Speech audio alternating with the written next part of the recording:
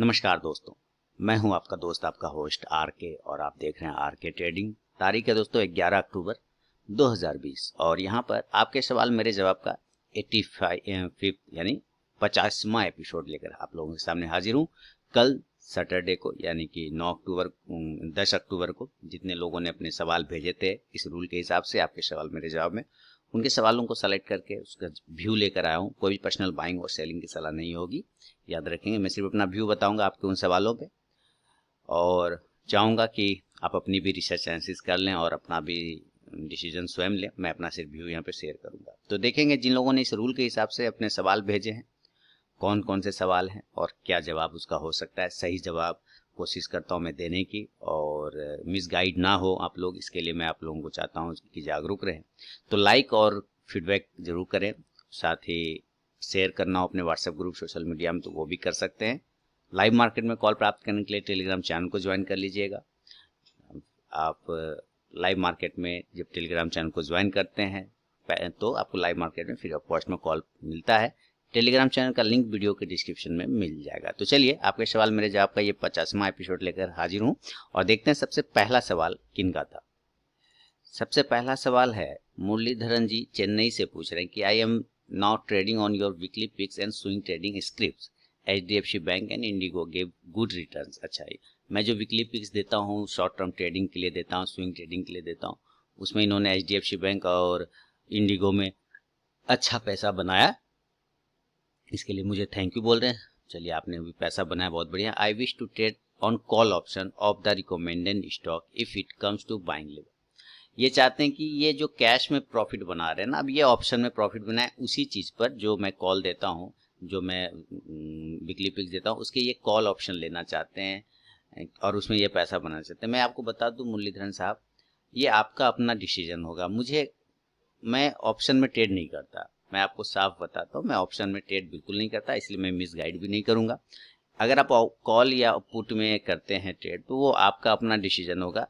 मैं कैश के लेवल को फॉलो करता हूँ और मैं कैश में ही ट्रेड करने की कोशिश करता हूँ सर। इसलिए अगर आप ऑप्शन में करना चाहें तो आप अगर रिस्की ट्रेडर हैं, अगर आप रिस्क लेना जानते हैं, रिस्क क्या है इस चीज को आप समझते हैं तो आप कर सकते हैं, है ना। ये फिर आपका डिसीजन, वो आप फिर आप कर सकते हैं, क्योंकि कहीं ना कहीं जब कैश में मूवमेंट आता है तो ऑप्शन में भी कहीं ना कहीं फ्यूचर में भी मूवमेंट आता है। लेकिन ये आप अपना रिस्क के ऊपर देख के करें। मैं कैश के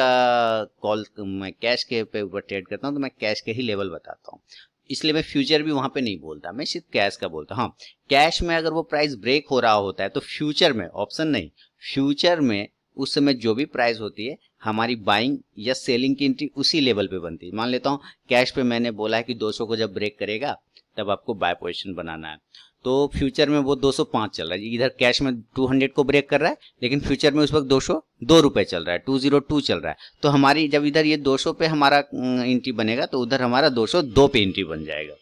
तो उस सेम लेवल पे फिर हमारी एंट्री बन जाती है सेम कंडीशन पे। लेकिन ऑप्शन में वो सर आप देख लीजिए, वो मैं ऑप्शन में ट्रेड नहीं करता, इसलिए उसकी ज़्यादा जानकारी आपको मैं यहाँ पे नहीं दे सकता। अगला सवाल है, देखिए कूच बिहार वेस्ट बंगाल से कह रहे हैं, कौन है, जयंता सरकार साहब, कि sir please explain put call ratio and how to use it. देखिए एक्चुअली पुट कॉल रेशियो के बारे में मैंने पहले भी बताया हुआ है, ऐसे ही किसी का सवाल आया था। पुट कॉल रेशियो से आप मार्केट का टॉप और बॉटम का अंदाजा लगाने का कोशिश करते हैं, किसी स्टॉक के टॉप और बॉटम का अंदाजा लगाने का कोशिश करते हैं सर, ठीक है। अब पुट कॉल रेशियो में क्या होता है कि टॉप और बॉटम कैसे पता करते हैं, तो उसका एक फॉर्मूला होता है। फॉर्मूला क्या होता है, पुट क्या होता है, पुट का ओपन इंटरेस्ट डिवाइडेड कॉल का ओपन इंटरेस्ट। अब ये पुट का ओपन इंटरेस्ट और कॉल का ओपन इंटरेस्ट कब का, पूरे मंथ का लेना पड़ता है सर, ठीक है, पूरे मंथ का। अगर हम यहाँ पे निफ्टी की बात करें सपोज, तो इसके दो तीन पॉइंट होते हैं, जैसे कि मीडियन पॉइंट होता है 1 और बीच में होता है 1 और लेफ्ट साइड होता है 0.9 और राइट साइड होता है 2 यानी कि 2।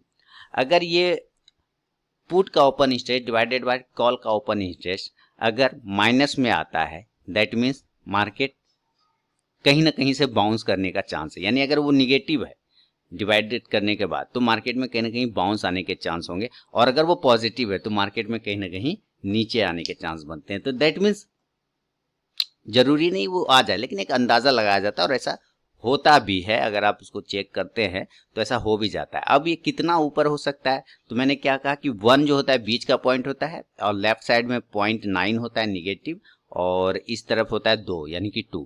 अगर ये 2 के आसपास मिलता है पुट कॉल रेशियो तो मार्केट कहीं कहीं गिरने के चांसेस बनते हैं, और ये अगर ये नीचे की साइड माइनस में मिलता है तो मार्केट कहीं कहीं अपसाइड बाउंस करने के चांस मिलते हैं। एज ए एग्जाम्पल अगर मैं निफ्टी की बात कर लेता हूँ, सपोज अभी देखिए निफ्टी अच्छा खासा आप चल रहा है ना, आप लोग एंजॉय भी कर रहे होंगे पूरा।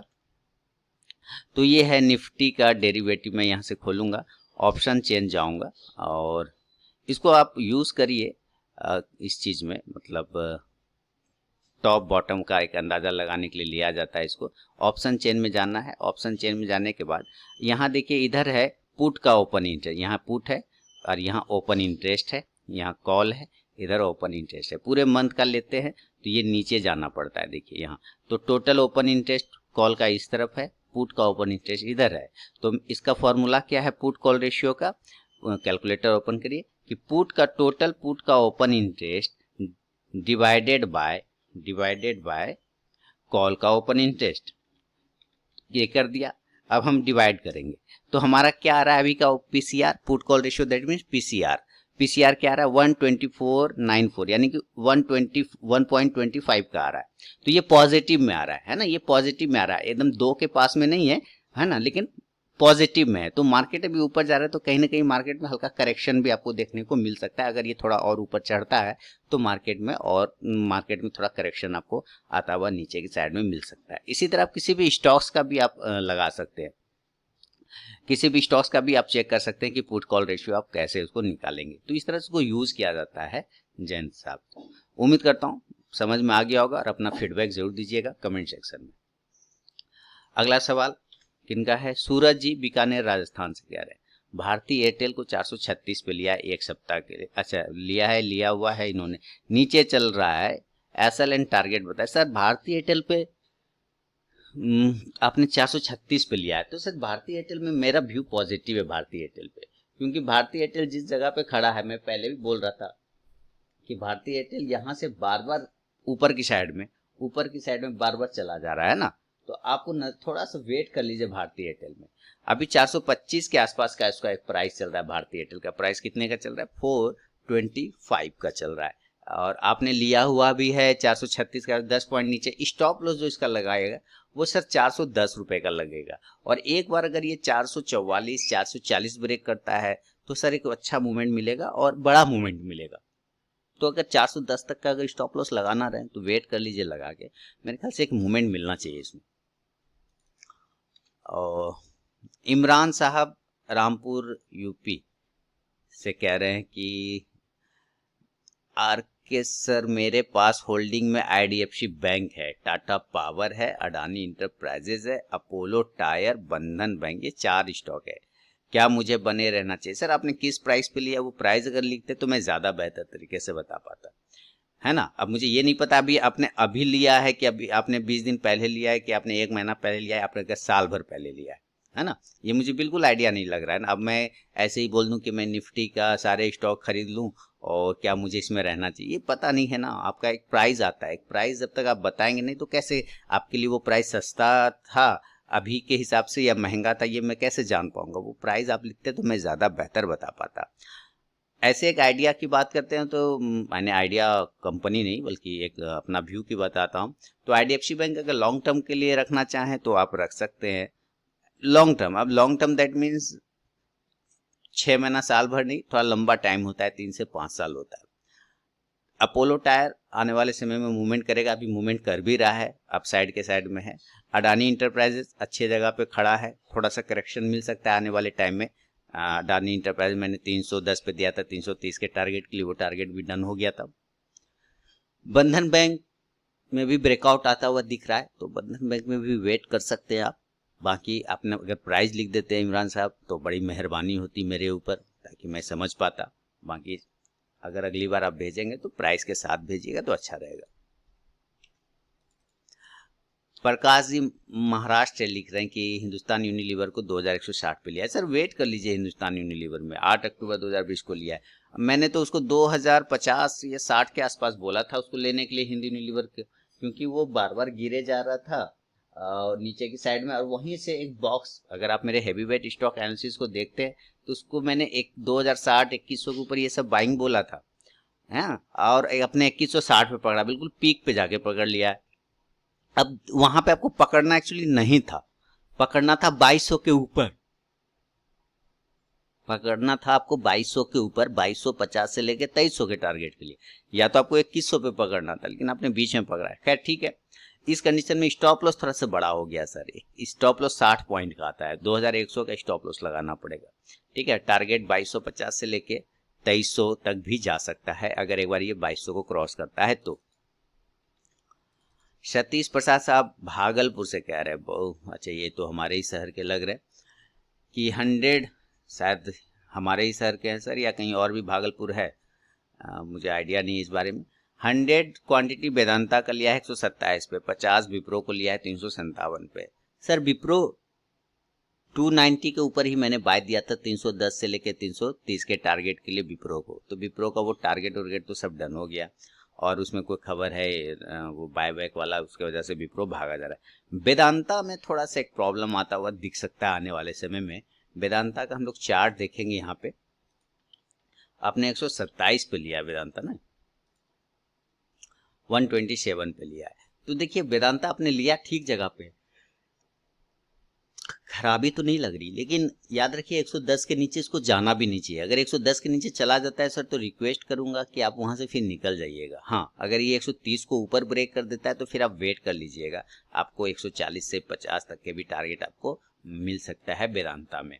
आपने विप्रो लिया हुआ है 57 के आसपास में, 357 के आसपास में, तो अच्छी बात है। 20 पॉइंट आप तो प्रॉफिट में चल रहे हैं ना, 357 पे लिया बिल्कुल, तो 20 पॉइंट आप तो प्रॉफिट में चल रहे हैं। एक बार स्टॉप लॉस जो है ना आप थोड़ा सा ऊपर कर लीजिएगा, 365 360 ये सब के बीच में आप स्टॉप लॉस रखिएगा। अगर ये 360 के नीचे जाएगा तो हो सकता है कहीं न कहीं इस गैप को फिल कर दे। अभी न्यूज़ है तो न्यूज़ जब तक चल रहा है, लोग जब तक न्यूज़ में दौड़े जा रहे हैं, आप बने रहिए, जिस दिन वहां से प्रॉफिट बुकिंग आएगा आप निकल जाइएगा। ऐसे आप 20 पॉइंट प्रॉफिट में है तो कुछ क्वांटिटी मेरे ख्याल से आपको बुक कर लेना चाहिए, 70% 60% क्वांटिटी तो जरूर ही बुक करना चाहिए। जो कोई प्रॉफिट कमाए तो घर लेके जाना चाहिए, तभी मजा आता है सर। बढ़ता हूँ अगला सवाल, लेकिन अपना फीडबैक जरूर दीजिएगा, शेयर जरूर करिए अपने व्हाट्सएप ग्रुप सोशल मीडिया में।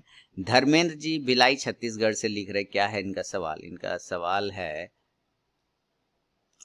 कि सबसे पहले प्रणाम गुरुजी, निफ्टी 50 बैंक निफ्टी का लेवल आपके द्वारा दिए को फॉलो करता हूँ, सीख कर मैंने लेवल मंडे का निकाला है कि नॉर्मल ओपन इतना से होता है तो ये जाएगा ये सर ये आपने जो भी लेवल निकाला है उसके लिए आपको बहुत बहुत बधाई, बहुत बहुत मेरे लिए भी अच्छी बात है कि आपने सीख के निकाला, बहुत अच्छी बात है। मैं आज तो पोस्ट करूंगा ही, संडे है, निफ्टी बैंक निफ्टी का वीडियो है ना, तो आप मिला लीजिएगा, मैच करा लीजिएगा कि क्या ये लेवल मैच करता है आपके लेवल से। अगर मैच करता है तो आप कहीं ना कहीं सीखने की तरफ बढ़ रहे हैं बहुत अच्छे तरीके से, है ना। तो आज जब मैं पोस्ट करूंगा निफ्टी बैंक निफ्टी का वीडियो अपने बाजार आर्ट न्यूज चैनल पे, तो आप जरूर आप उसको एक बार मिलाने की कोशिश करिएगा। अच्छा ये देखिए सर, ये दो पार्ट में सवाल है। ये अगला सवाल जो है ना, ये प्रीतम लाल थापा साहब संबलपुर डिस्ट्रिक्ट से पूछ रहे हैं। ये बहुत बड़ा इन्होंने लिखा है, इसलिए इनको दो पार्ट में मैंने रखा हुआ है। ठीक है, इनका देखिए ये क्या कहना चाह रहे हैं कि निफ्टी ऊपर कहां तक जा सकता है, मंडे एंड स्ट्रॉन्ग सपोर्ट कहां है, और एसजीएक्स निफ्टी क्लोज किया है इतना पे हुआ है, मार्केट पॉजिटिव होगा क्या सर, प्लीज टेल मी। डाउ क्लोजिंग हुआ है 166 पॉइंट पॉजिटिव में, लिया होल्डिंग पे एक्सिस बैंक 460 पे लिया है, 1000 शेयर, ऊपर कहां तक जा सकता है बैंक निफ्टी, ऊपर मंडे कहां तक जा सकता है, प्लीज सम आइडिया, और कहां पे बुक करता हूँ प्रॉफिट एक्सिस बैंक को। अच्छा, और उसके बाद क्या है अगला, मंडे को इंट्राडे करूं क्या सर, मंडे को इंट्राडे करूं क्या सर, एक्सिस बैंक 5000 शेयर कहां से बाय करूं और टारगेट क्या रखूं। बा देखिए प्रीतम लाल साहब, अब मैंने पहले भी आपको कहा था कि मैं एस्ट्रोलॉजी में विश्वास कभी नहीं करता मार्केट को लेके, क्योंकि अगर एस्ट्रोलॉजी में हम लोग विश्वास करते हैं अगर मार्केट में, तो काशी के सारे पंडित लैपटॉप लेके गंगा किनारे बैठे होते, नहीं ये फैक्ट है कि नहीं, कि अगर मार्केट में एस्ट्रोलॉजी चलता तो सारे दुनिया के सारे पंडित, सारे ज्ञानी जो हैं लैपटॉप लेके गंगा घाट पे बैठे रहते हैं और ट्रेडिंग कर रहे होते। पर वो तो होता नहीं है ना सर, आप वही करने की कोशिश करते हैं। मैं बार बार आपको, मैंने पहले भी बोला कि आप कहीं ना कहीं वही करने की कोशिश करते हैं। ये कहाँ तक जा सकता है इस बात को ये आप नहीं देखिए, वो जब तक चल रहा है तो आप उसके साथ चलिए ना, जब वो चलना बंद कर दे आप वहां से निकल जाइए। आप अगर ये समझ के चलेंगे कि नहीं, मुझे पहले ही पता है तुम कहाँ तक जा सकते हो, तो सर मार्केट, आपको पता था मार्केट 7,500 तक चला जाएगा, पहले से नहीं पता था ना। इसी तरह होता है, मार्केट अभी 15,000 हो जाएगा, ये पता है क्या? नहीं पता है।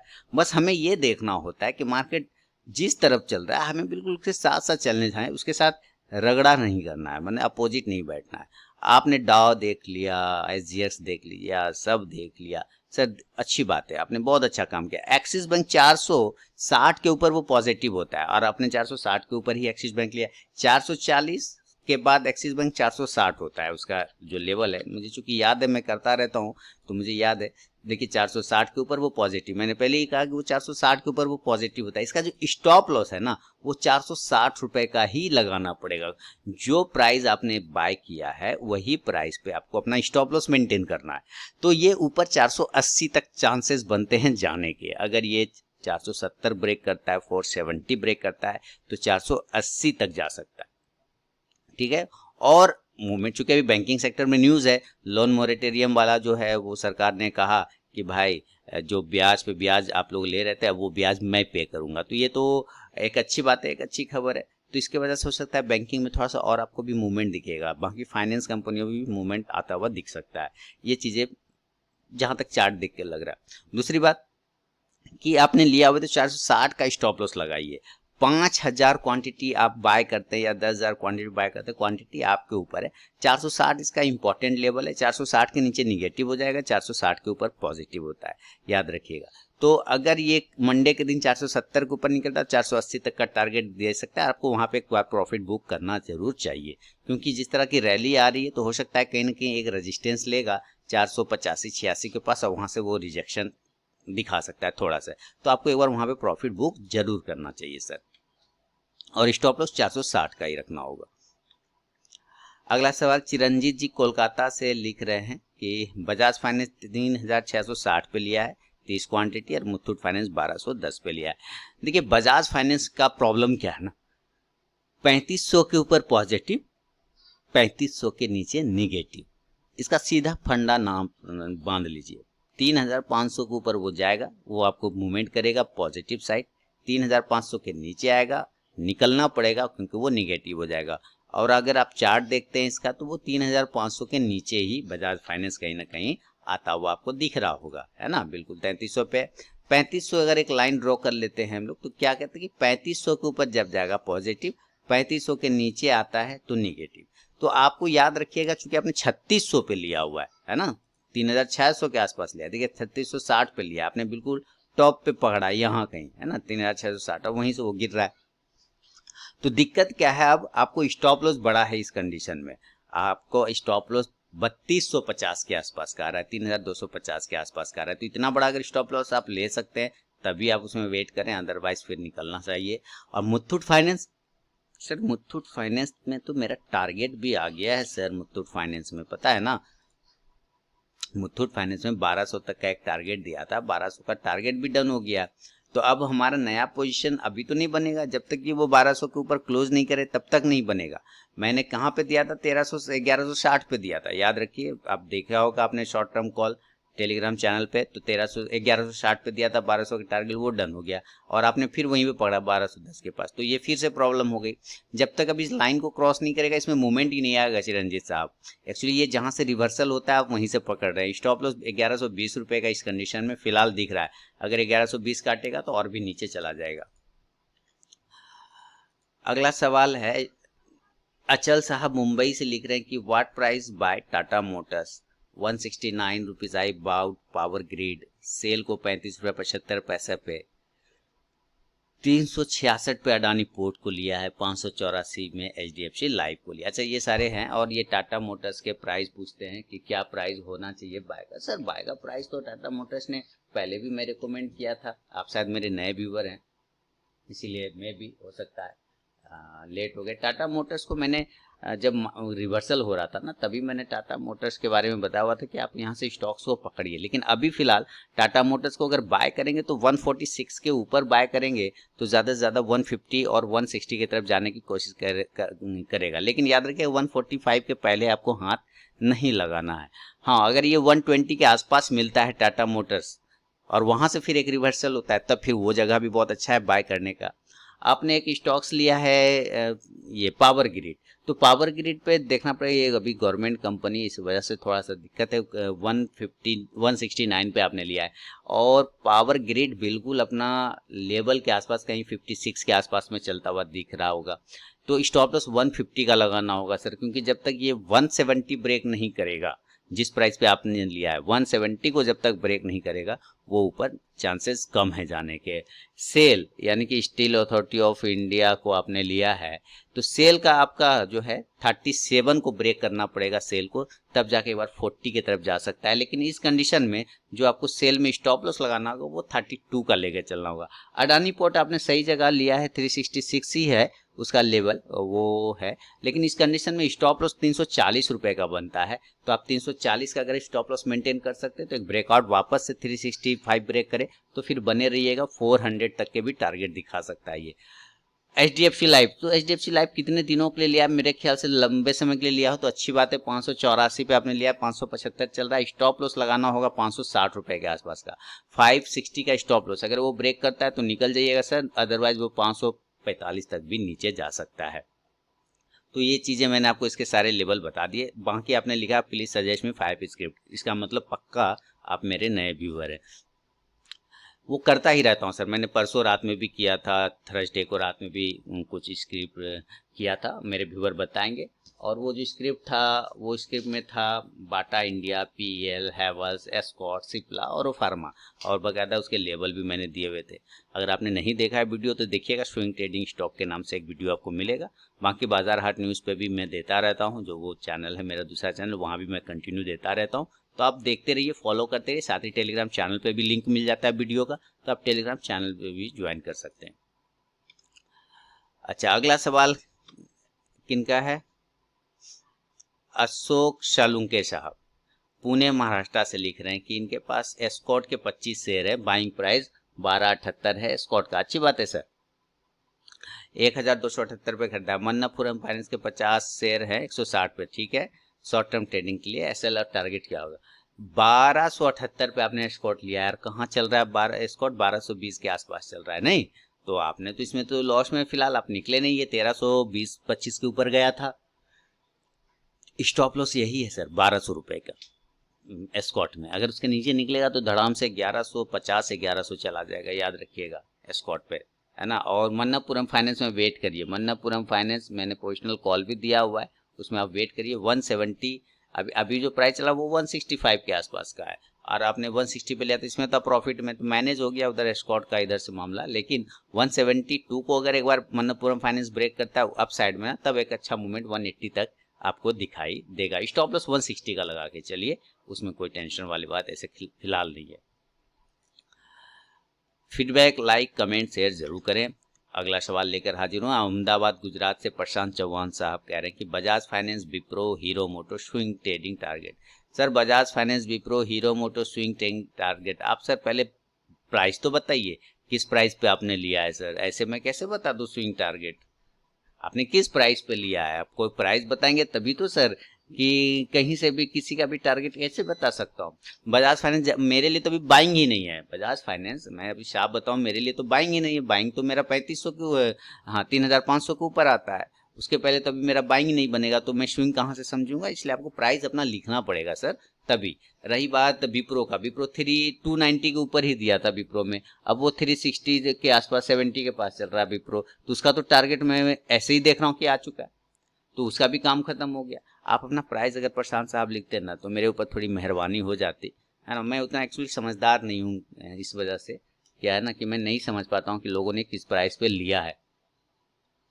अगली बार अगर आप भेजें तो सवाल जरूर पूरा सवाल लिखें, अच्छा से सवाल लिखें। हीरो मोटो मैं उम्मीद करता हूं कि आपने 3200 के आसपास अगर लिया है तो आपने 3400 या 3300 के पास जाके, आपको अगर भी 3340 चल रहा है, आप 3300 के आसपास 3320 के आसपास प्रॉफिट बुक करना चाहें तो कर सकते हैं। अदरवाइज 3400 का वेट कर लीजिए, स्टॉप लॉस 3100 का लगा के, ठीक है ना, 3150 का लगा के। अगर आपने 3150 नहीं, सॉरी मैं गलत बोल रहा हूँ, 3250 का स्टॉप लॉस लगा के, 3250 3300 ये सब स्टॉप लॉस लगा के आप वेट कर लीजिएगा। अगर ये 3400 तक ऊपर जाता है तो वेट कर लीजिएगा वहां पे, अदरवाइज वहां पर आपको प्रॉफिट बुक करना चाहिए हीरो मोटो में। हीरो मोटो में अभी दिवाली वगैरह आ रहा है तो कुछ आ सकता है मूवमेंट, इसके लिए इसमें मैं बता पा रहा हूँ, लेकिन अगर आप प्राइस लिखते हैं तो मजा आ जाता। फिर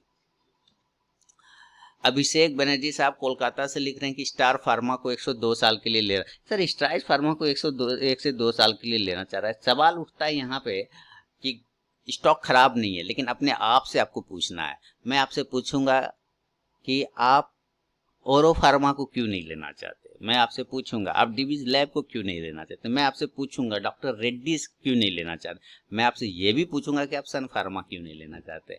माने जब कोई आप स्टॉक सेलेक्ट करते हैं ना, आप समझिए ऐसे आपने स्टॉक खराब सेलेक्ट नहीं किया है, मैं बस ये पूछ रहा हूँ कि आप अपने आप से रीजन पूछिए कि आप स्टार फार्मा ही क्यों लेना है आपको, है ना। अगर वो रीजन आपको पता है और वो सेटिस्फाइड कर पा रहा है आपको, तभी आप उसमें 1 से 2 साल के लिए क्या 3 से 5 साल के लिए भी ले सकते हैं, है ना। मैंने अगर मेरे चैनल को फॉलो करते हैं निफ्टी आईटी और फार्मा स्टॉक एनालिसिस को, तो मैंने स्ट्राइड्स फार्मा को 450 और 500 के ऊपर ही बाय दिया था और स्टॉक 750 के लेवल को टेस्ट कर लिया। तो मेरे लिए तो टारगेट डन हो गया, यहाँ से 50% तो ऐसे ही आ चुका है मेरे पास, है ना। ऐसे ही टारगेट डन हो गया। जो साल भर का टारगेट होगा वो 1-1.5 महीना में मिल गया, तो वो खत्म हो गया। अभी जो लेवल पे वो ट्रेड कर रहा है ना सर, वो लेवल थोड़ा हायर लेवल है, वो लेवल थोड़ा हायर लेवल है। इसे थोड़ा करेक्ट होने दीजिए, थोड़ा नीचे आने दीजिए, उसके बाद अगर जगह मिलता है तभी, है ना। इस जगह पे अगर आप लेंगे तो यहाँ से थोड़ा करेक्शन अगर मिल गया इसको कहीं 100-150 पॉइंट, तो ये 600 के आसपास नजर आ जाएगा। हाँ वहां पे आता है तो फिर एक बाइंग बनेगी और फिर ये अपसाइड में जा सकता है। लेकिन याद रखिए 1 से 2 साल के लिए ले रहे हैं तो 1 से 2 साल में वो आपको 5% नीचे भी दिखेगा, 5% ऊपर भी दिखेगा, 10% फिर नीचे भी दिखेगा। तब उस वक्त आप उसको होल्ड कर पाते या नहीं कर पाते, ये बड़ी बात है। स्टॉप अगर इस जगह पे आप पकड़ना चाहते कि नहीं मैं यहीं पे लेना चाहता हूँ, तो इस जगह पे स्टॉप लॉस सर आपका 600 रुपए का लगेगा, ये मैंने आपको बता दिया, ठीक है। बाकी टारगेट 1000 का होगा, लेकिन इस जगह पे थोड़ा सा रिस्क बनता है, ये मैं आपको चार्ट जहां तक समझ आ रहा पा रहा हूँ मैं, क्योंकि मैं निफ्टी आईटी फार्मा का एक स्टॉक एनालिसिस पोस्ट करता रहता हूँ तो वहां पे चार्ट देखता हूँ, इसलिए मैं बता पा रहा हूँ। कार्तिक जी दुर्गापुर से लिख रहे हैं कि आई हैव परचेज कोलगेट 13 पर। कोलगेट में वेट कर लीजिए सर, कोलगेट पे एक मूवमेंट मिलेगा आपको, है ना। आपने 1395 पे लिया है, कोलगेट 1460 के आसपास में चल रहा है मेरे ख्याल से, तो एक अच्छा मूवमेंट कोलगेट में है ना। 1460 के 100 माने 50-60 पॉइंट तो आपने ऐसे ले लिया। कोलगेट एक बार 1490 ब्रेक कर देना सर तो और मस्त प्रॉफिट आपको बनेगा 1550 का। स्टॉप लॉस लगा लीजिए ना इस कंडीशन में 1420 रुपए का। एचसीएल टेक 860 पे लिया, अच्छी बात है। एचसीएल टेक थोड़ा सा आपको कहीं ना कहीं महंगा मिल गया है एचसीएल टेक, अदरवाइज ऐसे कोई खराब स्टॉक नहीं है। सीएल टैग में मैंने कॉल भी दिए थे, वो कॉल भी आ गया 860-59 पे लिया, 857 थोड़ा महंगा मिला, ये इसलिए मैंने बोला। स्टॉप लॉस चूंकि इस जगह से इसलिए महंगा मिल रहा है क्योंकि ये बड़ा स्टॉप लॉस लगा रहा है, 800 का स्टॉप लॉस बन रहा है, ठीक है ना सर। तो थोड़ा दिक्कत है यहाँ पे, एचसीएल टेक में तो थोड़ा प्रॉब्लम है, इस जगह थोड़ा महंगा मिल गया आपको। अगर ये ऊपर की साइड में ब्रेक कर देना, अगर एचसीएल टेक अब साइड में 880 को, तो फिर आप 900 तक का वेट कर सकते हैं। अगला सवाल किनका है देखते हैं। सवाल है पार्थ साहब मुंबई से, लिख रहे हैं कि what are the levels to add Rail Vikas Nigam limited GNFC and Tata steel in portfolio. Sir Rail Vikas Nigam limited में क्या आप उसका लेवल खोज रहे हैं, वो लेवल के पास ही तो है, वो 18 रुपये 50 पैसे से सर उसका जन्म हुआ है ना। उसका जो जन्म हुआ है 18 रुपये 50 पैसे से हुआ है, और वो कितना जा रहा है, 20 रुपये जा रहा है, 22 रुपये जा रहा है। आप लेवल का तब वेट कर सकते हैं जब आप शॉर्ट टर्म के लिए स्विंग ट्रेडिंग के लिए, ये इंट्राडे क्या स्विंग ट्रेडिंग ये, लेकिन अगर आपका व्यू लॉन्ग टर्म है तो 2 रुपया महंगा या 2 रुपया सस्ता यही तो मिलेगा, है ना। 2 रुपया महंगा, या देखिए वही लेवल है 1850 पे तो चल रहा है बेचारा। 18 रुपया 50 पैसे पे इसका जन्म हुआ था, मुझे याद है, देखिए है ना, ये जन्म है इसका 1850, है ना। यही जन्म हुआ था, यहीं पर आ गया है। तो अपने प्राइस के पास, अपने उत्पत्ति के पास ही मिल रहा है, तब इससे सस्ता प्राइस क्या होगा सर। अभी ऐसा थोड़ी कि वापस ये 10 के पास वेट करेंगे, 10 भी हो जाएगा, लेकिन आपका व्यू लंबा होना चाहिए। ये सब स्टॉक ना शॉर्ट टर्म का खिलाड़ी नहीं है, ये सब स्टॉक लॉन्ग टर्म का खिलाड़ी है। 5 से 10 साल का वेटिंग कराएगा, तब आपको एक मूवमेंट मिलेगा। और दूसरा क्या है, GNFC and Tata steel. Tata steel तो सर कोई भी लेवल जो है, अगर चाइना वाला ये सब जो टेंशन है, ये थोड़ा सा स्टील कंपनियों को इफेक्ट डाल देता है। तो टाटा स्टील अगर 350 के पास से बाउंस होता है तब एक बाइंग बनती है, या फिर 400 के ऊपर। ठीक है, 350 के पास से अगर रिटर्न करे तो सही है, नहीं तो 400 के ऊपर फिर लेते हैं तो सही है। अभी फिलहाल टाटा स्टील बीच में। GNFC उसको देखा नहीं है मैंने, देख लेता हूँ GNFC कि क्या है GNFC में, किस लेवल पे बन सकता है। आप लोग कमेंट तब तक कर दीजिए, फीडबैक दे दीजिए, कोई दिक्कत नहीं है। GNFC आ गया, Gujarat Narmada valley. Sir GNFC अभी थोड़ा सा अगर आपको करना है तो 230 के ऊपर लीजिए, तभी मज़ा आएगा। 230 के ऊपर लेते हैं, मेरे ख्याल से 240 भी ज़्यादा सही है। 240 के ऊपर लीजिएगा तो 280 से लेके 280 से लेके 300 तक का एक टारगेट तो बन सकता है, लेकिन 240 के ऊपर क्लोज करने के बाद लीजिएगा, उसके पहले नहीं। क्योंकि अभी जिस जगह पे है, अगर ये गलती से भी 200 को ब्रेक करता है नीचे की साइड में, तो इसमें थोड़ा नेगेटिव हो जाएगा पार्ट साहब, ये फिर लॉस दे सकता है आपको, इसलिए थोड़ा समझ जाइएगा।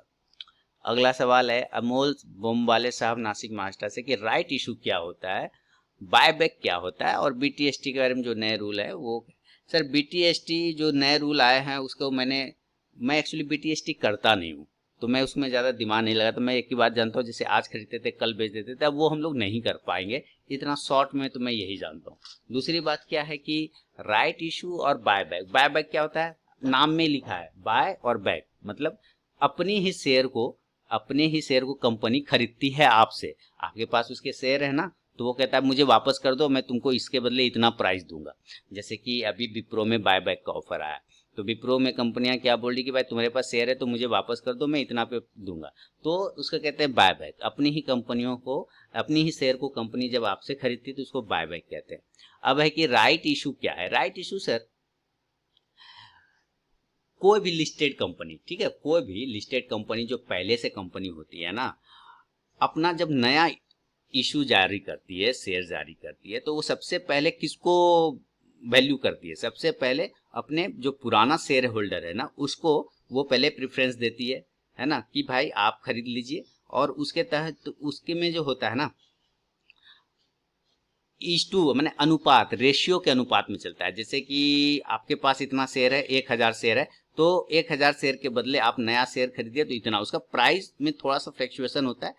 ऐसा नहीं कि आपको लॉस होगा, उसको नया शेयर जारी करती है, थोड़े से कम प्राइस के भाव पे करती है पहले से जिसके पास शेयर है उसके। जैसे कि रिलायंस ने राइट इशू शेयर जारी किया था, और बीच बीच में बहुत सारी कंपनियां जारी करती रहती है। तो जो पहले से शेयर होल्डर के पास है और उसके लिए वो राइट इशू शेयर जारी करती है कि आपके पास पहले से शेयर है, आप मेरे नए इशू लीजिए, और इस पुराने शेयर के बदले मैं नया शेयर आपको इतना दूंगा, इस प्राइस पे दूंगा, तो उसको हम लोग राइट इशू कहते हैं। बाकी ये टॉपिक है ना, ये फंडामेंटली टॉपिक है, और इसमें थोड़ा लंबा वीडियो बनेगा अमोल साहब। कोशिश करूंगा ये राइट इशू के बारे में पूरा बताने की, कोई वीडियो बना के आपको पोस्ट करने की, ठीक है ना। ये बिल्कुल फंडामेंटल का चैप्टर है। चलिए आगे बढ़ता हूँ। तनवीर आलम साहब लिख रहे हैं कि सर विप्रो 370 का बाइंग है, टारगेट और स्टॉप लॉस क्या होगा। सर आपने तो मेरे टारगेट के पास ही ले लिया विप्रो को, तो अब मैं इसमें टारगेट क्या बताऊं। विप्रो मैंने 290 के ऊपर ही बाय करवाया था, फिर 310 के ऊपर बाय करवाया, और ये सब निकल के चला गया 375 तक। अभी जो है चल रहा है वो 375 चल रहा है। अगर ये 380 ब्रेक करता है तो 400, और अगर ये 360 ब्रेक करता है तो वापस नीचे। यही है इसका सर। इन्फोसिस है, आपने दोनों ही आईटी कंपनी पकड़ के रखा है, ठीक है। तो खैर इन्फोसिस को भी अगर आप लोगों ने फॉलो किया होगा, तो मैंने इन्फोसिस को कई बार आपको बोला कि भाई ये 710 के ऊपर जाएगा बाय करिए, 710 के ऊपर जाएगा बाय करिए, 710 के ऊपर जाएगा बाय। मैं कितना चिल्ला चिल्ला के बोला। देखिए 1100 के पास आ गया, 400 पॉइंट की रैली वहां से दी आपको, जबरदस्त रैली दिया। फिर मैंने विप्रो को बोला भाई 960 के ऊपर बाय करिए, 960 के ऊपर बाय करिए, वो भी खत्म हो गया। अब आपने पकड़ा है जाके 1100 के पास। तो दिक्कत है कि अगर विप्रो 1080 को नीचे ब्रेक करता है, निकल जाइएगा, अगर विप्रो ऊपर के लेवल को ब्रेक कर देता है, अप साइड के लेवल को ब्रेक करता है 1130 को, तो बने रहिएगा 1200 के टारगेट के लिए। तनवीर साहब, अगला सवाल है सतीश कुमार साहब कोची केरला से, लिख रहे हैं कि how to know the yearly profit from trading for paying income tax, can you explain. Sir ये इनकम टैक्स वाला मामला जो है ना, आपको आपका ही ज़ेरोधा या फायर जो भी है आप उसी से मांगेंगे, वो आपको पूरा शीट दे देगा आपका प्रॉफिट लॉस का, है ना। प्रॉफिट लॉस का पूरा शीट आपको दे देता है, पूरा का पूरा। आप बोलेंगे ना मुझे ITR भरना है या इनकम टैक्स भरना है, तो आपको पूरा का पूरा शीट दे देगा। उसमें पूरा लिखा रहेगा लॉस प्रॉफिट टोटल, आपका पूरा ट्रांजेक्शन लिखा रहेगा। आप उनसे मांगेंगे तो आपको वो दे देगा पूरा का पूरा। सर हम लोग तो ऐसे ही कर लेते हैं डायरेक्ट दे देते हैं उसको। आगे है उल्लास माने साहब पुणे से, लिख रहे हैं कि sir please tell us whether the stocks you trade daily in profit and analyze. नहीं सर, ये डेली तो माने 1 डे बिफोर तो करना ही पड़ता है, ऐसा नहीं कि एट ए टाइम नहीं, एट ए टाइम भी करना पड़ता है, लेकिन डेली एक दिन पहले की भी तैयारी करनी पड़ती है सर। ऐसा कोई ये नहीं है कि अभी मुझे ट्रेड करना है तो मैं अभी ही देखूंगा, नहीं। स्टॉक पहले से सेलेक्ट होते हैं, उसी स्टॉक्स पे पूरा दिन चलता रहता है। हाँ, कुछ नए स्टॉक्स को भी देखना पड़ता है मार्केट में, मार्केट के रैली के हिसाब से देखना पड़ता है सर। जो आपका सवाल है कि आप रेंडमली देखते हैं प्राइस एक्शन में, सारी चीज़ देखने पड़ते हैं, कोई पर्टिकुलर एक चीज़ आप नहीं पकड़ सकते। पिछले दिन अभी जैसे मैं कल सैटरडे को वीडियो पोस्ट किया, तो कहाँ देखा तभी तो पोस्ट किया। इसका मतलब क्या होता है, मंडे के लिए पोस्ट किया सैटरडे को, इसका मतलब पहले से भी देखना पड़ा। अब मंडे को देखेंगे क्या उसके अकॉर्डिंग वो मूव कर रहा है या नहीं कर रहा है। अगर वो उस प्राइस पे मूव कर रहा है तो हम उस पर एक्शन ले लेंगे, बाय या सेल का एक्शन ले लेंगे, तो प्राइस एक्शन, ठीक है। तो ये चीजें आपको करेंट मूवमेंट में भी देखना पड़ता है, समझना पड़ता है, पहले भी करना पड़ता है सर। तैयारी तो करना ही पड़ेगी, नहीं तो लड़ाई में तो जाएंगे, उस वक्त तलवार में धार लगाएंगे लड़ाई करते हुए, तब तो दुश्मन मार देगा ऐसे ही। अंबरनाथ डिस्ट्रिक्ट थाने से विनायक मिस्त्री साहब कह रहे हैं कि sir I place buy limit order of Reliance stock इतना, then how to place stop loss इतना।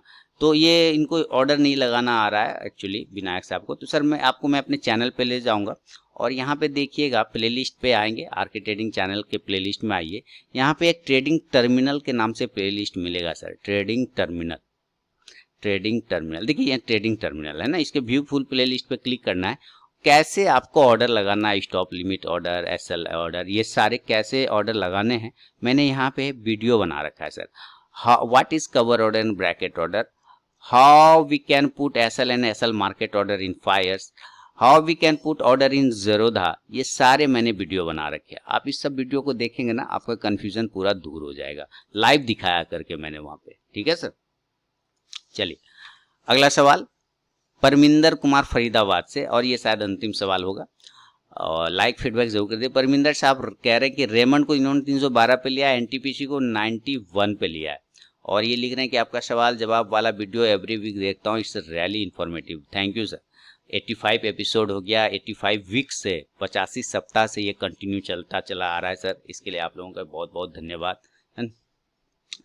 जब शुरू में मैंने आपके सवाल मेरे जवाब का सेक्शन किया था ना, मुझे बहुत गाली सुनने को मिला था, बहुत बड़ा आ गया है ना लिस्ट, बड़ा अपना व्यू बताएगा अपने चैनल पे, बहुत बड़ा अपने आप को ही समझा, इस तरह के बहुत सारे मुझे कमेंट मिले थे। तो फिर वो देखा धीरे, मैं तो कंटिन्यू अपना काम करता रहा, लेकिन धीरे धीरे वो सारे जो कमेंट करने वाले थे वो सब धीरे धीरे गायब हो गए, क्योंकि उन लोगों का कोई फ्यूचर नहीं है ना, उन लोगों का भविष्य नहीं है, उनका यही काम ही है, वो किसी दूसरे चैनल को गाली दे रहे होंगे, तो ऐसे ही करते रहते हैं वो लोग। ऐसे चलो मैं हमेशा जानता हूँ कैसे इग्नोर करना।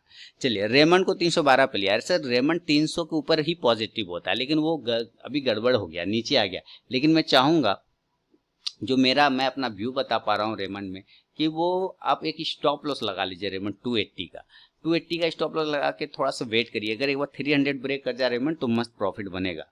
NTPC ये सरकारी स्टॉक में तो परेशानी हो जाता है। NTPC को आपने लिया हुआ है 90 बना, ये 83 चल रहा है, तो इसका स्टॉप लॉस कहाँ आ रहा है, 80 के आसपास में आ रहा है। बड़ा स्टॉप लॉस है 3 पॉइंट का, यहाँ से करेंट प्राइस से 3 पॉइंट का स्टॉप लॉस, और आपके प्राइस से सर लगभग 11 पॉइंट का स्टॉप लॉस बन रहा है। तो ये थोड़ा सा दिक्कत है NTPC में। NTPC जब तक 90 को ब्रेक नहीं करेगा ना, मुश्किल है। 90 का कम से कम 85 ही ब्रेक कर दे तो आपका प्राइस आने के चांस बन सकते हैं। इस बारे में मैंने आपको स्टॉप लॉस भी बता दिया। तो उम्मीद करता हूँ आपने देख लिया होगा सर, सब चीज़ वीडियो समझ लिया होगा, और फीडबैक लाइक जरूर करें। अब वेट करेंगे हम लोग अगले सैटरडे का, आप अपना सवाल फिर से भेजें, नया सवाल जो भी आएगा। ये 50वां एपिसोड था।